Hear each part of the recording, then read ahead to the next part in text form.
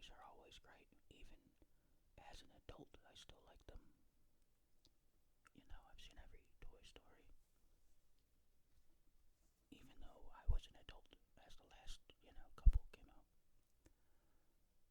I saw the newest Toy Story in theater with my little sister. But A Bug's Life has always been my favorite Pixar movie. I've always wanted them to make another one. I don't know why they never made a sequel for that or went back to that franchise. Like, a Toy Story, not a Toy Story. Toy Story is good, but why are there 5 Toy Stories and only one A Bug's Life? Why are there so many Cars movies, but not another A Bug's Life? I always loved the message in A Bug's Life about how the big bad grasshoppers are oppressing the ants and forcing them to pick food for them, but the grasshoppers know that if the ants ever fight back, they would win. And they just don't ever want the ants to realize how strong they are. That sort of message of the little guy having more power than they realize. And if they would just work together and rise up, they could overthrow the oppressors. I always loved the main character, how he was, a screw up, but always trying to help and trying to do the right thing, and it just barely would never work out. And how all the other characters would get annoyed with him or not like him, but ultimately he really was trying to help and do right. And in the end, he did help and did show everybody else that they didn't have to be living the way they were, that their lives could be easier if they would just try to change instead of following and doing the same thing they've always done.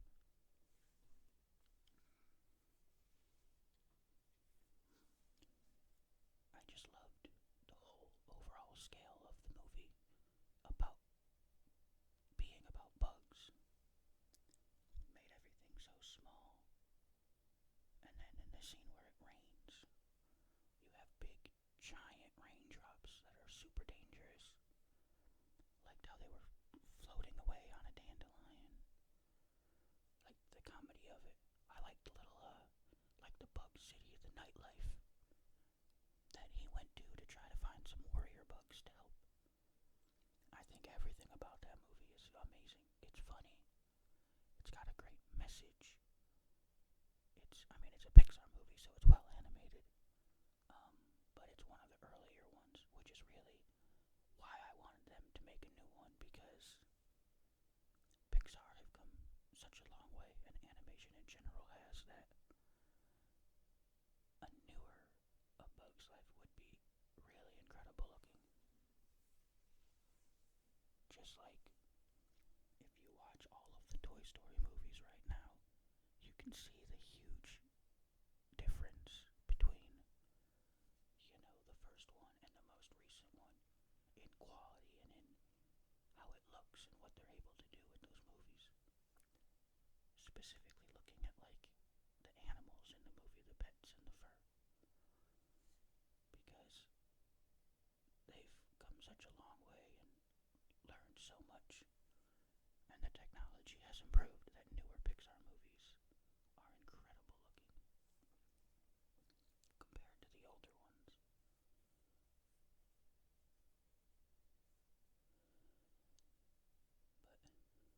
But we never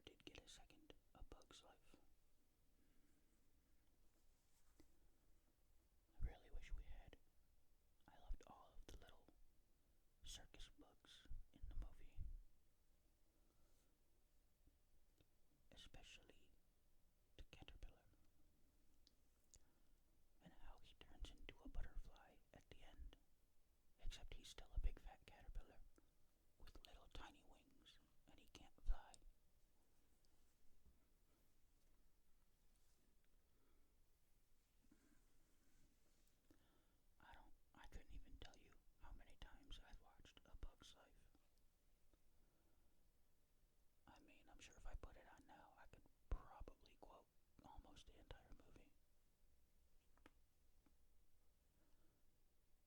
It's one of those movies. I watched it when it first came out as a little kid, and I've just absolutely always loved that movie. Alright, another of my favorite movies of all time is Everything, Everywhere, All at Once. Much more recent movie, and obviously loved by a lot of people. It did win a ton of awards. It absolutely blew up when it came out. I know it's nothing original to say that I love that movie, but since it came out, I've watched it at least 20 times, maybe more. And I mean, I love it every time. I laugh every time I watch it. I cry every time I watch it. I think it's incredibly well done. It's funny. It's got a very good message as well. Very serious tones. Yeah, there are some weird parts, some silly stuff, some crude humor, but I think it works well. Sprinkling that kind of stuff in the movie, despite it having a much more serious overall theme. I think it's a good way of sort of disguising what the movie's really about and making a very serious movie about a very serious topic. But then writing a ridiculous, absurd story around it to keep an audience engaged and to make it so you never really know what's happening. And then, that's why I think so many people have such a strong reaction to the sad stuff and the really emotional stuff in that movie, because it really kind of comes out of nowhere.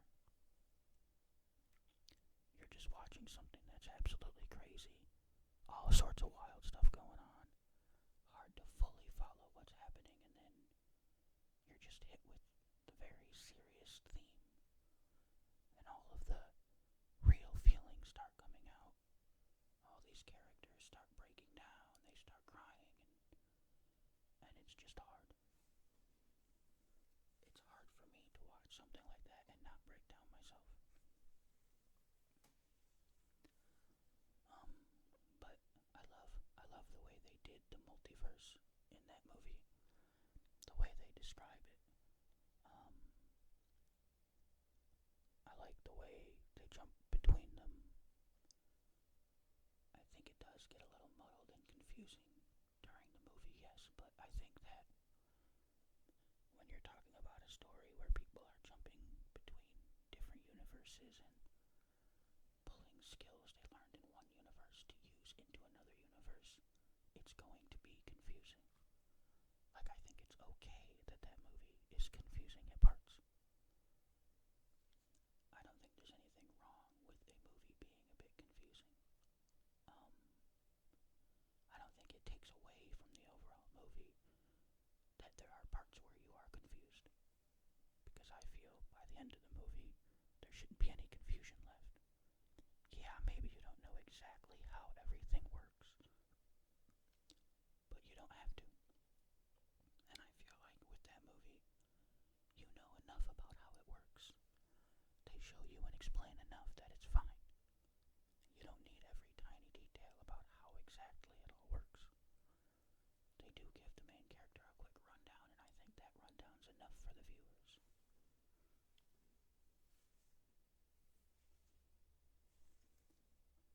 I know I've shown that movie to some people, and they didn't like some of the raunchier stuff, some of that humor, some of the weird things happening in that movie, and like I said, yeah, there's some stuff that's a bit weird. That seems a bit out of place, but again, I mean, I believe it's done very deliberately to keep everything just wild and crazy and funny and constantly engaging, and, almost no down part in that movie. Everything happening, every scene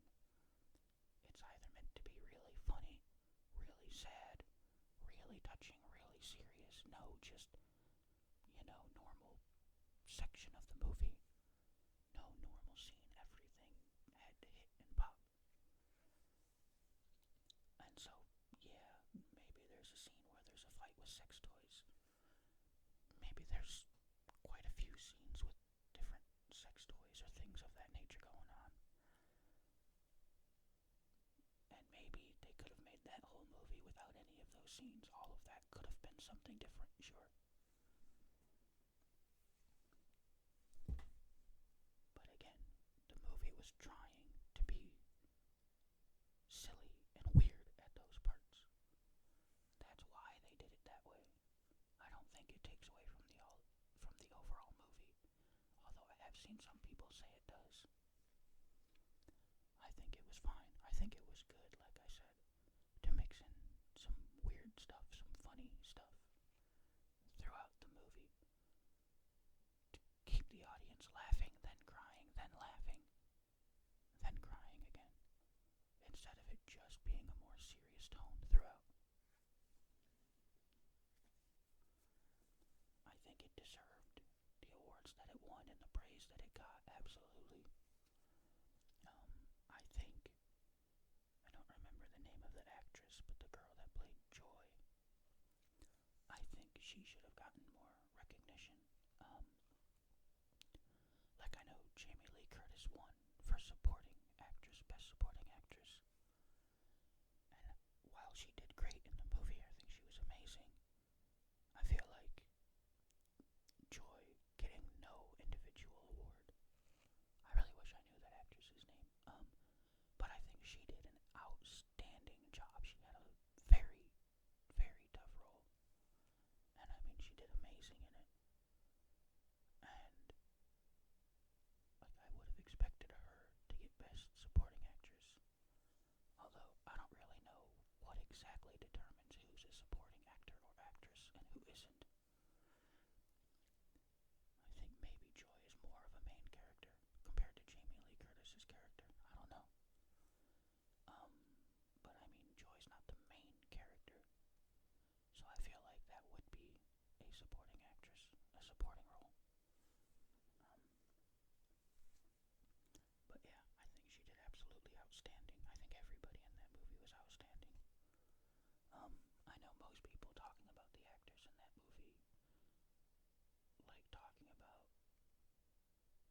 I can't remember his name either, the guy from The Goonies. I think he was incredible as well. He was outstanding in that movie. Everybody was.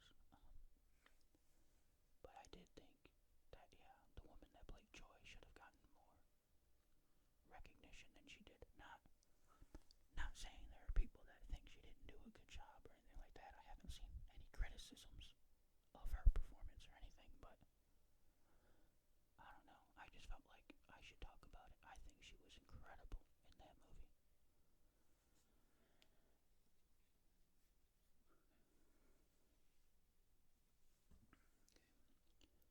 Another movie that I love that got a lot of recognition when it came out and won a ton of awards and pretty much everybody that's seen it loves is Parasite. Now, unlike the other two movies I've talked about, Parasite I have not seen over and over. I've seen it a couple of times, but it's a movie that's overall more serious and dark, and it's also got some weird and some silliness in there, yeah. But the overall story is disturbing and weird and dark, like I said, and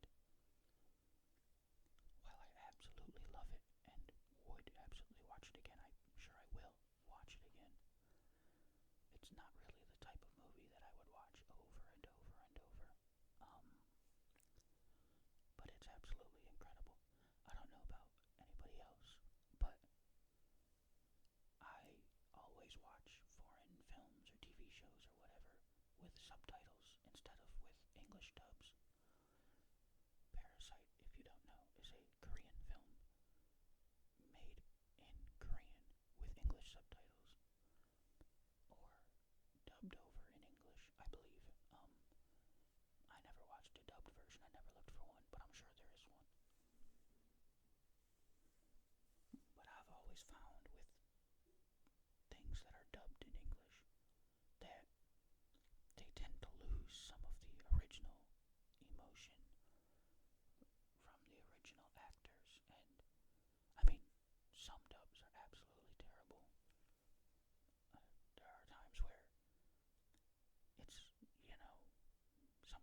small project, a less known project, and they just get some random people to do the English part.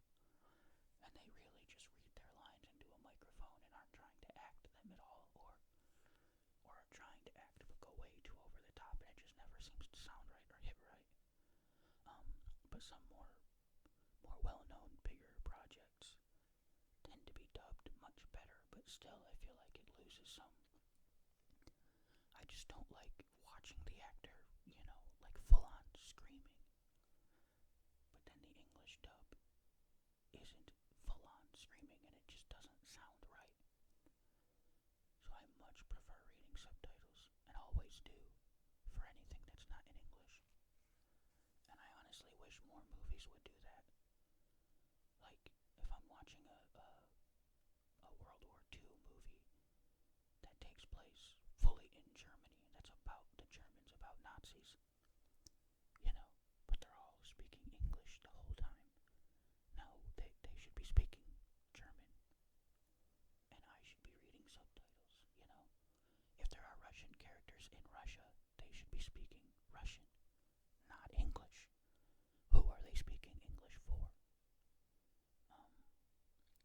I mean, I get why they do it, why that will always happen, but I just feel like more people should be okay with having to read subtitles.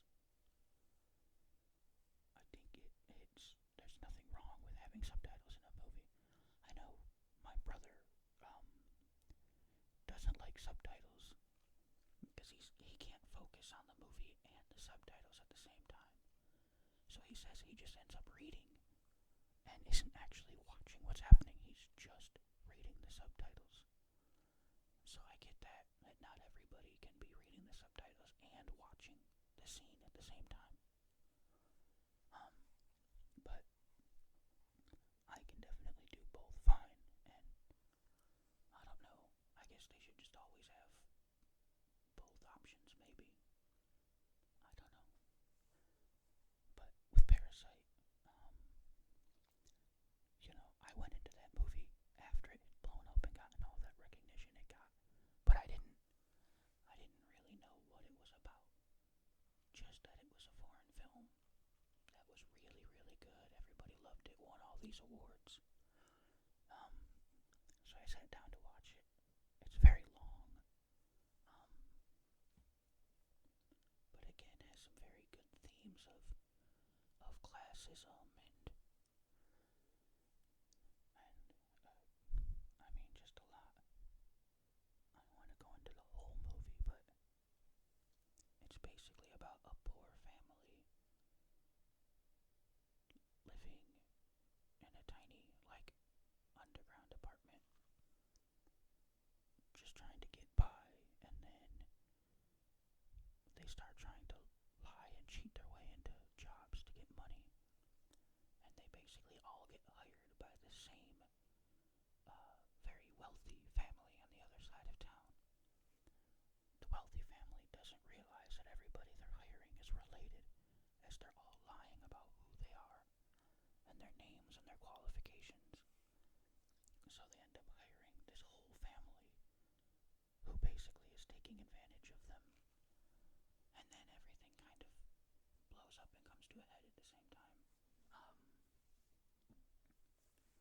It's a crazy movie. It has crazy twists in it. But yeah, it's really, really good, I think. Definitely one of my top movies of all time. I think it's amazing.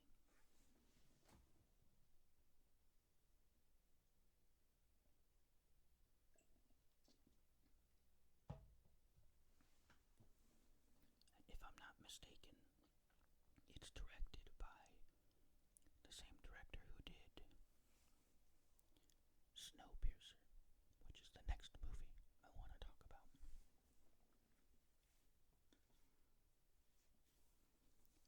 I didn't know anything about Snowpiercer until I saw it on Netflix one day and thought, oh, that seems interesting, so I watched it. And I absolutely loved it. I have since bought the graphic novels, not the original novels, but the graphic novels that were made more recently. I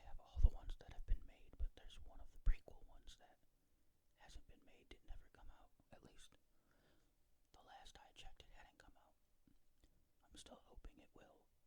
It had a release date originally that's passed by a few years now. So I don't know if it'll ever be made or not at this point. But I thought that movie was absolutely incredible. From start to finish. It's about a train, a big, self-sustaining train that can run non-stop forever on a track that travels around the whole world and never ever has to stop because the whole world has frozen over. The story is basically that scientists tried to combat global warming by cooling off the Earth's atmosphere, but they went too far and froze the atmosphere. And some billionaire built this train, this self-sustaining train, and sold tickets and got a bunch of people on it. And basically they're the only people left. And they just roll around on their train, but the movie starts out following people that live at the very back of the train. They're very poor and cramped in and dirty, and they're not happy living like that, and are planning to revolt and take over the train. And then that's what happens. They fight back to take control of the train and move up through the cars. And it's another one that has very classist themes where you have the wealthy living really nice lives up at the front of the train, and all these poor people backed in the back of the train, living like animals and not being happy and fighting back.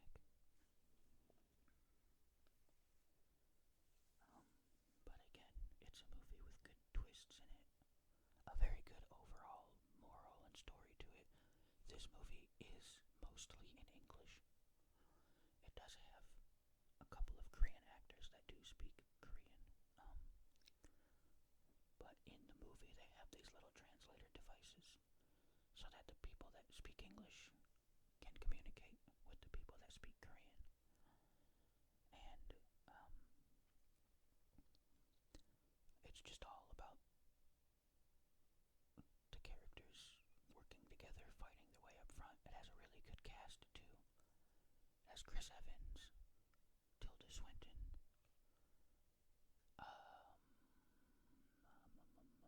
other people.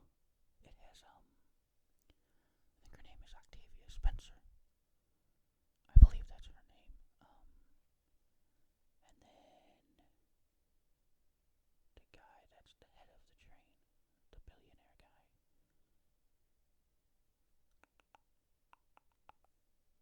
I cannot remember his name. I think it's Ed something.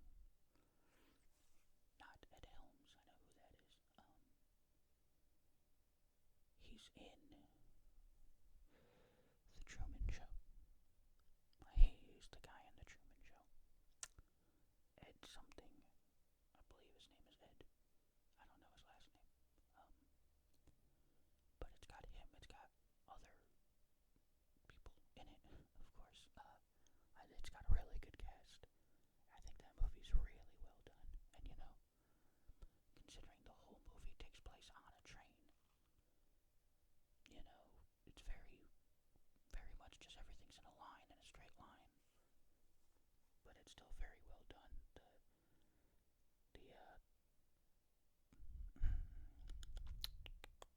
What's it called? The sets look amazing, despite every set just being, a train car. They really did a lot of amazing things with how very different the different train cars can be and can look. I think it's incredible.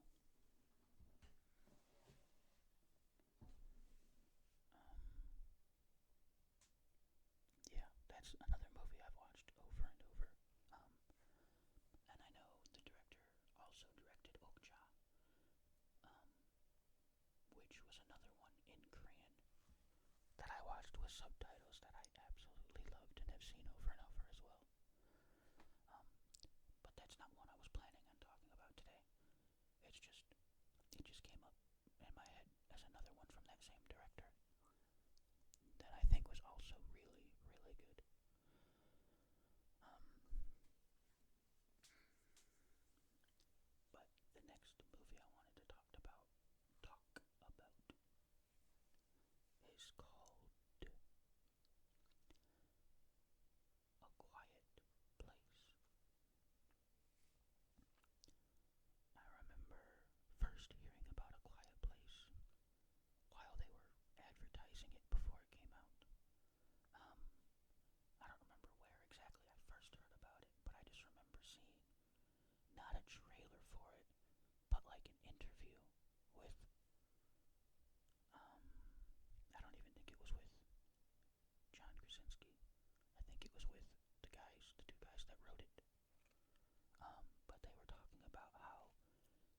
fascinated with movies, with like the very start of movies when they were silent films, and they wanted to make, a modern day silent film, but were worried about how exactly you could do that and to have a good movie people would want to watch. And they thought the only sort of way you could do that is if it was a horror film, a scary film. Now, A Quiet Place isn't super terrifying. I don't particularly like scary movies. Um, I don't like getting scared. I don't like getting jump scared, and I don't know why so many people find scary movies to be so enjoyable to watch. I'm just so tense and scared the whole time and clenched up. Like I can't sit down and watch scary movies all the time. I've seen a few. I tend to watch, like, if there's something big coming out that's doing something very different or very new in the genre of scary movies, I'll tend to go and see that. So, like, I've seen Annabelle in theaters. No, I haven't seen Annabelle. I didn't see Annabelle. I saw a different movie in that same series. Like the first one.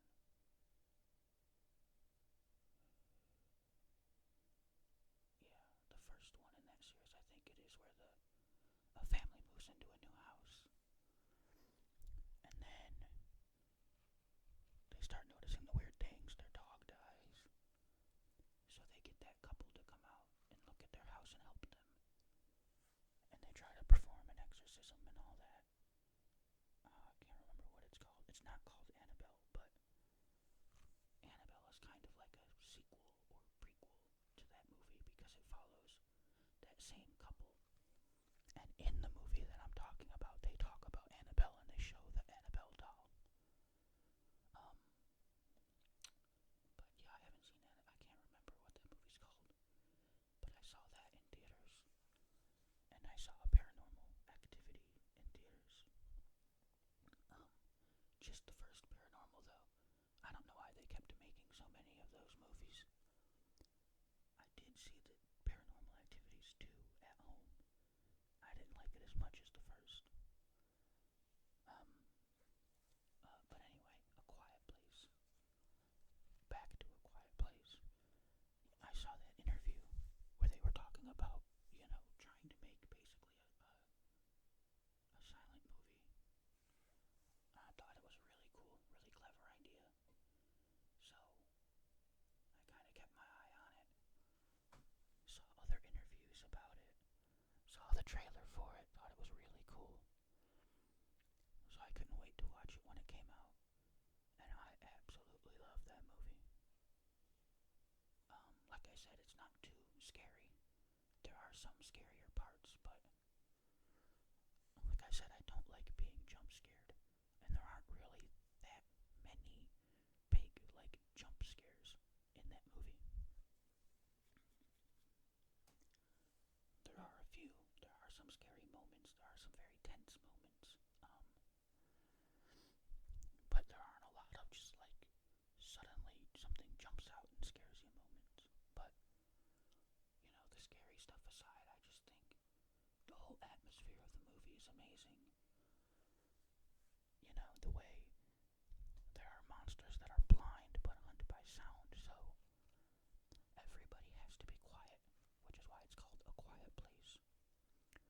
And it just follows one family basically trying to survive in this world by being quiet, using sign language. They've got all this stuff set up to help them live quietly. I think it's amazing. I know there are other movies in that franchise. I haven't seen them yet. I do want to see A Quiet Place Part 2. I just haven't. And I've seen trailers for like a newer movie coming out that's a prequel that follows specifically when, these monsters first attacked on Earth. I say on Earth, I don't know if they're like aliens or what they are. The first movie doesn't get I know it does show some like newspaper clippings and stuff about them. I don't remember exactly what it says in the movie though, so I don't know if they're aliens or creatures that had been living underground and just came up, or what the story there is. But I've seen the trailer for that sort of prequel movie, and I think it looks really good too. But again, I love the overall sort of theme of the movie, the moral, I'm trying to talk about this without spoiling what happens at the end, but I think sort of the theme of all of these movies that I really love that I'm talking about is realizing sort of what the movie's actually about at the end, and realizing that, yeah, maybe, in this instance, maybe it's just a scary movie about these giant, horrifying monsters that hunt by sound, but really, it's actually a movie about love and family, and doing whatever you can to take care of your children and take care of your family. And I think it's just an overall beautiful message and lovely story, and I think it's incredibly well done. And again, another movie that's heavily, heavily subtitled because they can't really talk. So most of the dialogue is sign language. So most of the movie you're reading the subtitles of the sign language. But it's a movie I've seen, A Quiet Place, multiple times as well.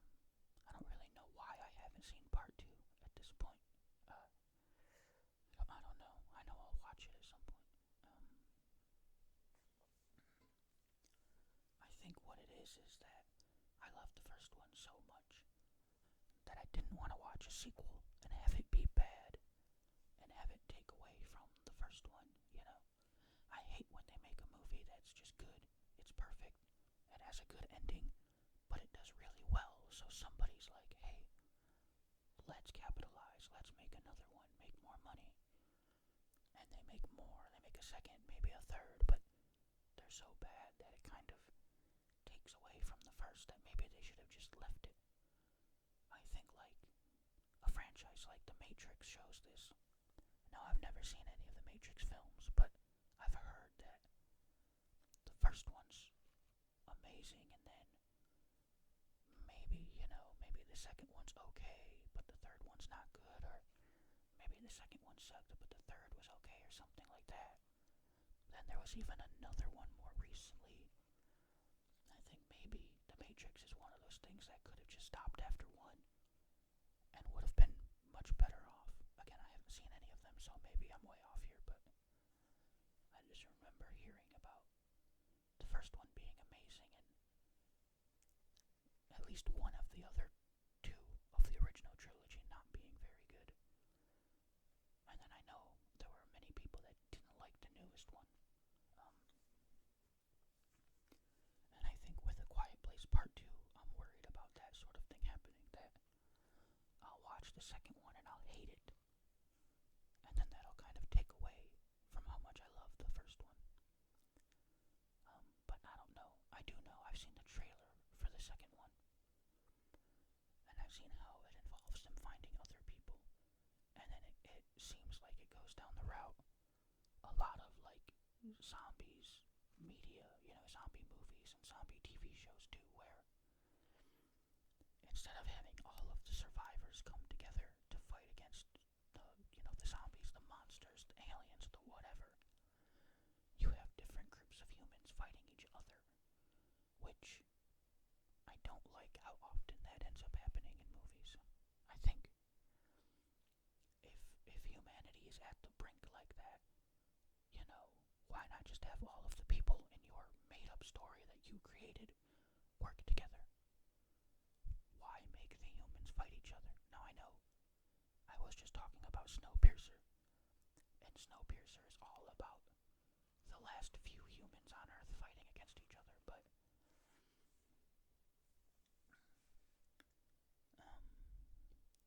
in Snowpiercer, there's no other real monster to fight against. Everything else is frozen in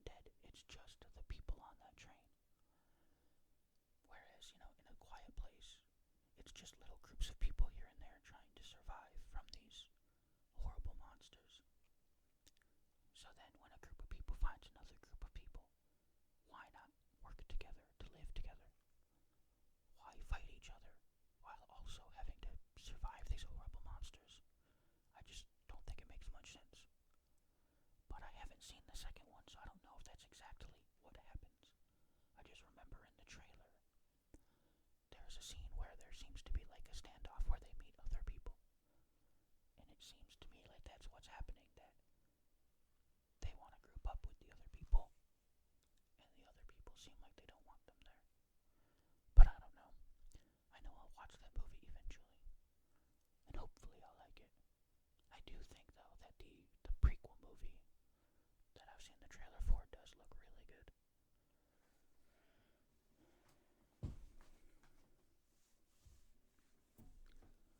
Okay. Okay.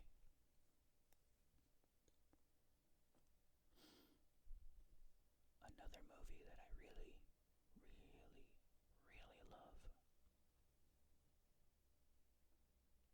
is another more recent movie that came out very recently on Netflix called Nimona.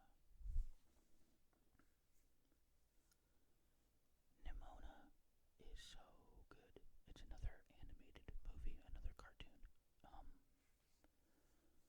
I first heard about Nimona on YouTube. There's a channel I watch sometimes. I can't remember what they're called. Wish I could, but I'm not subscribed to them or anything. Just I've seen some of their videos through recommended, but it's like a group of people that do VFX and have experience in VFX. So they will sit down sometimes and watch certain scenes in certain movies and talk about the special effects and talk about what was done well, what was done badly.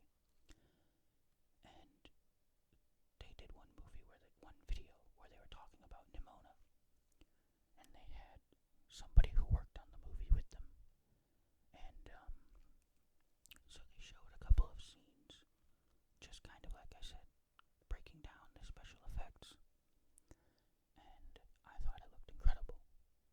And they talked about in that video how the movie was being made. It was being made under Disney, and Disney shut it down. And the movie was, it wasn't going to get finished. And Netflix picked it up and let the studio finish it. I believe the studio that was working on it was owned by Disney, and Disney shut the whole studio down. I might be wrong about that, but I'm pretty sure that the same studio that started the movie finished it, and it was just released under a different publisher. But it's based on a graphic novel. Well, it was a webcomic originally, and then turned into a graphic novel once it was finished. Written by N.D. Stevenson. And I liked Nimona so much that I bought the graphic novel. And I love the graphic novel too. There are similarities between the two, but also quite a few differences between them. Of course, like any sort of film adaptation, they're going to have some changes and some differences, but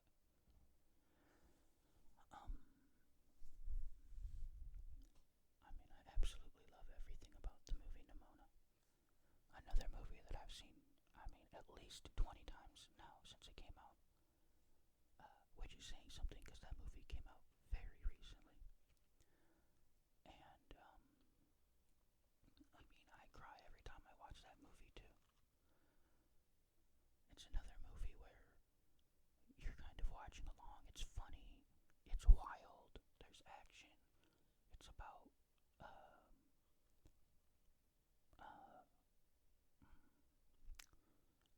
okay, how do I explain the story without spoiling too much?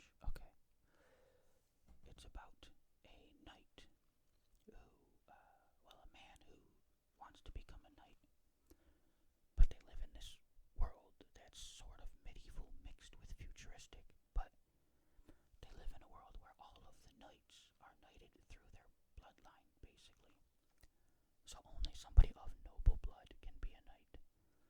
which is pretty much how knights always were back in the medieval times.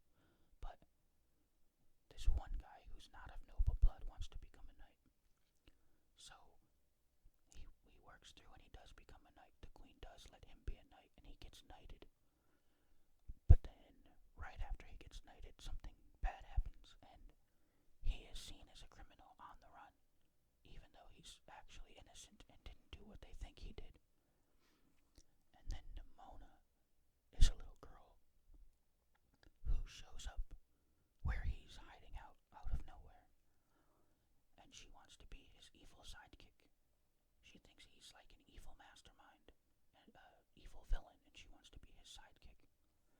So she comes to work with him and finds out that he's actually innocent and was framed. But she works with him anyway, and they're trying to work together to clear his name.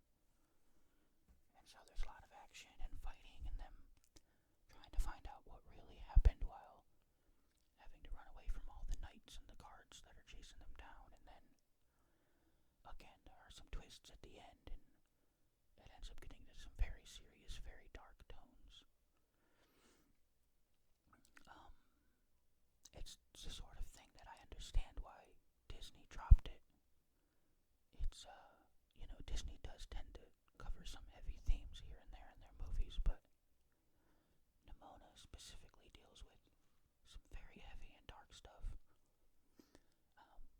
And also the movie's mostly a metaphor for being trans. And I think that, I don't know exactly why Disney dropped it, but I feel like Disney did not want to release a cartoon that's very much about, accepting trans people and accepting gay people. I know a lot of people look at it and think that, yeah, it's about being gay, but I think, if you watch the movie and pay attention, there are characters who are gay that, like, no one seems to have a problem with in the movie. No one seems to care about it in the movie. It's the character that represents being trans that people seem to care about. So I think it's much more specifically about being trans and about being accepted for being trans and being who you are.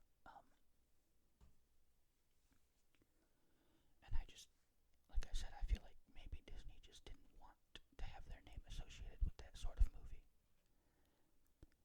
But I don't know. I mean, I think it's really good. I absolutely love that movie. I'm just glad that Netflix went and picked it up and it got finished. I think the art style, the animation is amazing. Like I said, I think the story's great. I think it's funny. It's sad. I think it's amazing. I think you can watch the whole movie.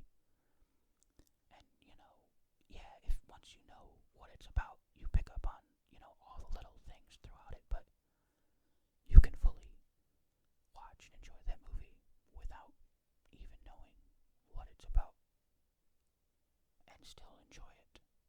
It's not like it's only enjoyable because it's about trans rights or anything. I think it's incredibly well done. I think everybody involved in the movie did a great job. Nimona is voiced by Chloe Grace Moretz. One of the characters is voiced by Eugene from the Try Guys. There's a cameo from RuPaul. I can't remember the name of the guy that voices the main guy. But he's a pretty well-known actor as well, an Indian guy. I really can't remember his name, but he did great too. I don't know if you can tell I'm not the best at remembering like names of actors and things clearly, but yeah, Nimona is just another of those movies I could watch it over and over and over and never grow tired of it. And also, never not cry at the sad parts and stuff. I think it's very well done.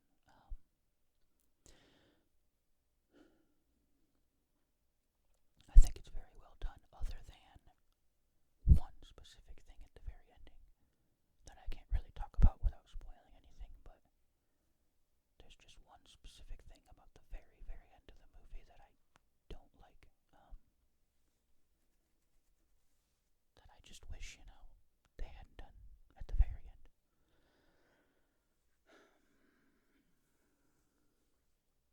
But anyway, those are all the movies I was planning on talking about, as well as a few extra, like Okja. I wasn't planning on mentioning that movie at all, but it was also really, really good. I think if I were to talk about movies, movies that I've watched over and over that I really love, that really meant a lot to me, the only other things I can think of are the Harry Potter series. I grew up reading those books, watching those movies. I've read each of the books multiple times. I've seen each of the movies countless times. Absolutely love everything about Harry Potter, the world, everything. I've played various Harry Potter video games, very involved in all of it.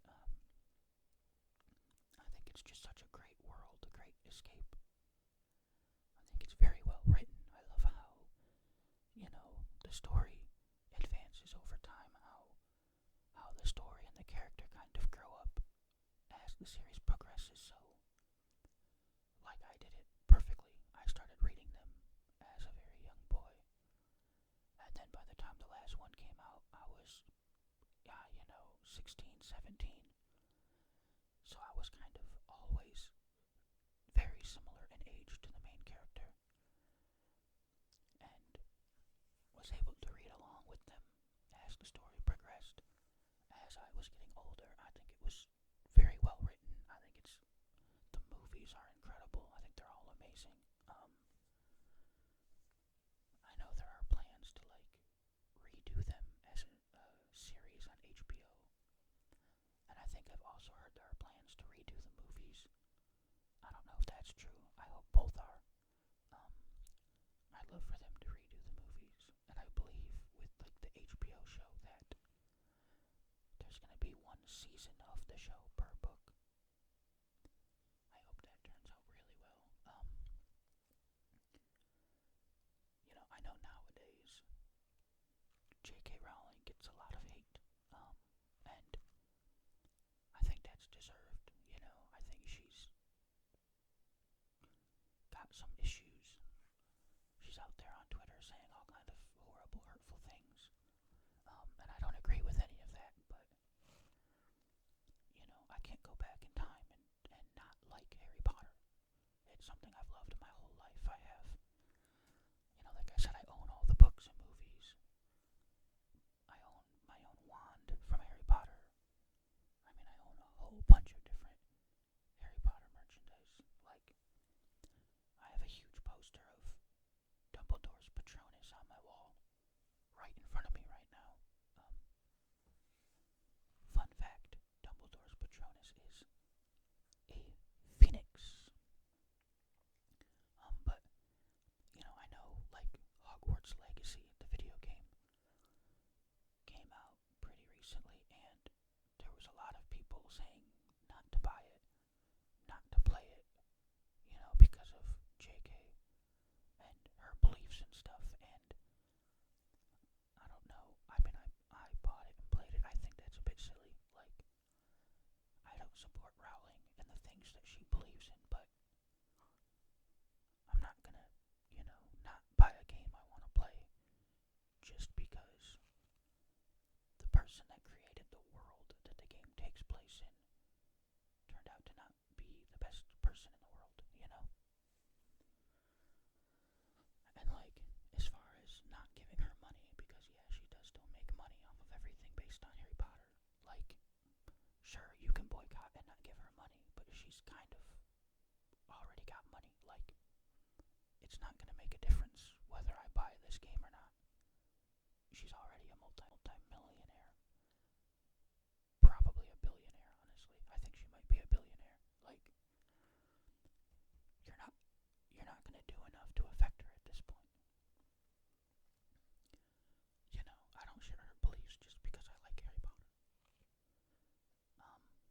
But I've seen the Harry Potter series countless times. Absolutely love those movies, always will. And I will be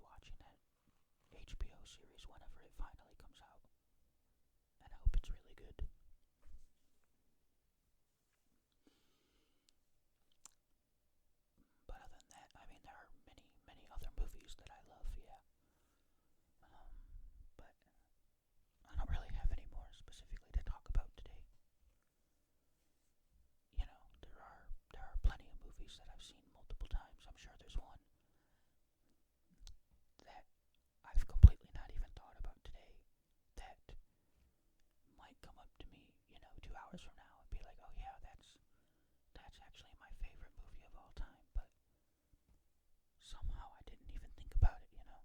But I do know every movie I mentioned today is something that I absolutely love. A couple are more, movies from my childhood that have stuck around, but most of what I talked about today are more recent movies. Might be some recency bias in that, sure, but I don't think so. I just think that